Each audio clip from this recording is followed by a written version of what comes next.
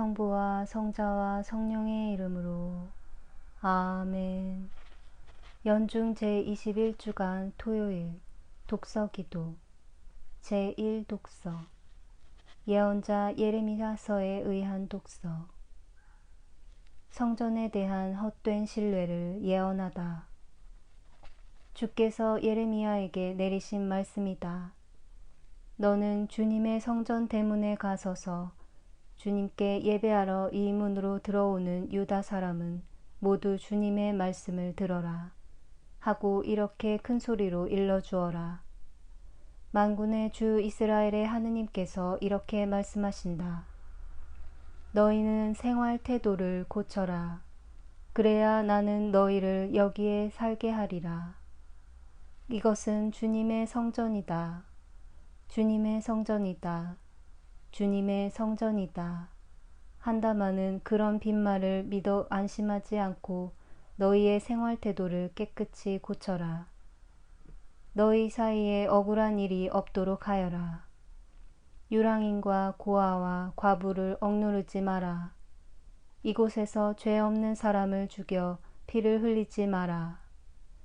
다른 신을 따라가 재앙을 불러들이지 마라. 그래야 한 옛날에 너희 조상에게 길이 살라고 준 이 땅에서 너희를 살게 하리라. 그런데 너희는 그런 빈말만 믿어 안심하고 있다. 그러다가는 모두 허사가 된다. 너희는 훔치고 죽이고 간음하고 위증하고 바알에게 분향하고 있다. 알지도 못하는 다른 신들을 따라가고 있다. 그리고 나의 이름으로 불리는 이 성전으로 찾아와 나의 앞에 나서서 살려주셔서 고맙다고 하고는 또 갖가지 역겨운 짓을 그대로 하고 있으니 나의 이름으로 불리는 이 집이 너희 눈에는 도둑의 소굴로 보이느냐. 너희가 하는 짓을 나는 이 눈으로 똑똑히 보았다. 내 말이니 잘 들어라.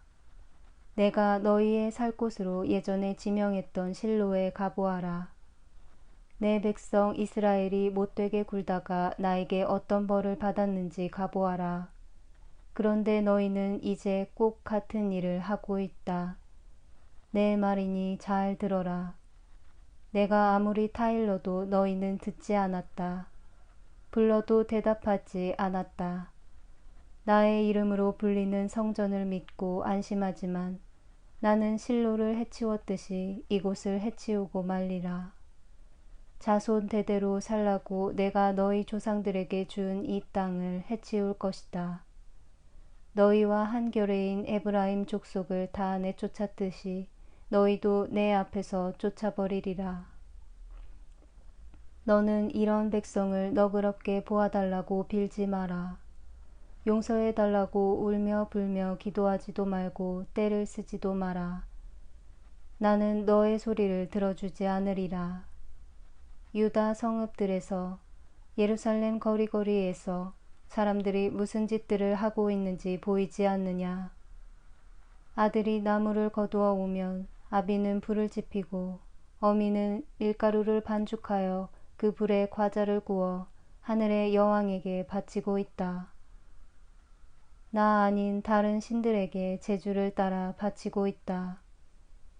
내 속을 썩여주려고 그러겠지만 내가 속이 썩을 것 같으냐.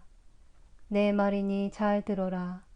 도리어 저희가 창피당하려고 그 짓을 하는 것이다. 나 주님이 선언한다. 나는 사람과 짐승, 들에 서 있는 나무, 땅에 서 있는 곡식을 가리지 않고 이 땅 위에 나의 맹렬한 진노를 쏟으리라. 아무도 타오르는 나의 분노를 끄지 못하리라. 나의 이름으로 불리는 이 집이 너희 눈에는 도둑의 소굴로 보이느냐. 나의 집은 뭇 백성이 모여 기도하는 집이라 불리리라. 다시는 내 아버지의 집을 장사하는 집으로 만들지 말라. 나의 제2독서 성 요한 크리소스토모 주교의 마테오 복음에 대한 강론에서. 성전을 장식하면서 고통받는 형제를 멸시하지 마십시오. 여러분은 그리스도의 몸을 공경하고 싶습니까? 그분이 헐벗고 있는 것을 볼 때 멸시하지 마십시오. 비단 옷을 차려입으신 그리스도를 이곳 성당에서 공경하면서 바깥 추위 속에서 헐벗고 고통당하시는 주님을 못 본 채 하지 마십시오. 이것은 내 몸이다 는 말씀으로 그것을 확인하셨던 그분은 너희는 내가 굶주렸을 때 먹을 것을 주지 않았고 여기 있는 형제들 중에 가장 보잘것없는 사람 하나에게 해주지 않은 것이 곧 나에게 해주지 않은 것이다 는 말씀도 하셨기 때문입니다. 제대 위에 계시는 그리스도의 몸은 제대뽀가 아닌 깨끗한 마음을 필요로 하십니다. 그러나 밖에 있는 그리스도는 많은 보살핌을 필요로 합니다. 그러므로 깊이 생각하고 그리스도를 그분이 원하시는 대로 공경하는 법을 배워야 하겠습니다. 누구를 공경할 때 그의 마음을 가장 기쁘게 하는 공경이란 우리가 생각하는 바대로가 아니고 그가 원하는 대로의 공경입니다. 사도 베드로는 그리스도께서 발을 씻겨주시려는 것을 거절할 때 자기가 그리스도를 공경했다고 생각했습니다. 그러나 사도가 그때 하고 싶어한 것은 공경이 아니고 오히려 그 반대가 되었습니다.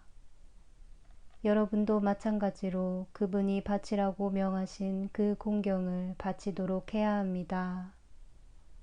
즉 가난한 이들 가운데 여러분의 재산을 나누어 주어야 합니다. 하느님께서는 금으로 된 잔이 아니라 금으로 된 영혼들을 필요로 하십니다. 내가 이런 말을 하는 것은 여러분이 성당에다 이와 같은 예물을 바치는 것을 금하기 위해서가 아니라 그 예물을 바치는 동시에 또 바치기 전에 가난한 이들에게 애근시사하게끔 하기 위해서입니다. 하느님께서는 당신 집에 바쳐진 예물을 간합하시지만 가난한 이들에게 베풀어 주는 애근품을 더 즐겨하시기 때문입니다. 첫 경우에는 그것은 주는 사람에게 유익이 되고 둘째 경우에는 받는 사람에게도 유익이 됩니다. 첫째 경우에 그 예물은 허세 부리는 기회가 될 수 있는 반면 둘째 경우에는 오히려 애근시사와 자비가 되는 것입니다. 그리스도의 식탁이 금으로 된 잔으로 가득 차 있으면서 동시에 그리스도께서 굶주림으로 죽으신다면 무슨 유익이 있겠습니까?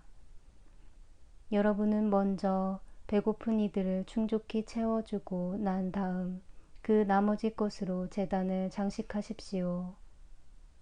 금으로 된 잔을 주면서 물 한 대접을 주지 않겠습니까? 식탁을 금으로 된 식탁보로 꾸미면서 필요한 옷을 주지 않는다면 어찌 되겠습니까?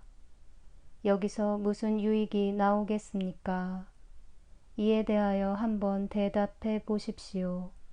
먹을 것이 없는 사람을 여러분이 보게 될 때 그를 그대로 놓아두고 거룩한 식탁을 금으로 온통 둘러싼다면 그리스도께서 고마워하시리라 생각합니까? 아니면 분노하시리라 생각합니까?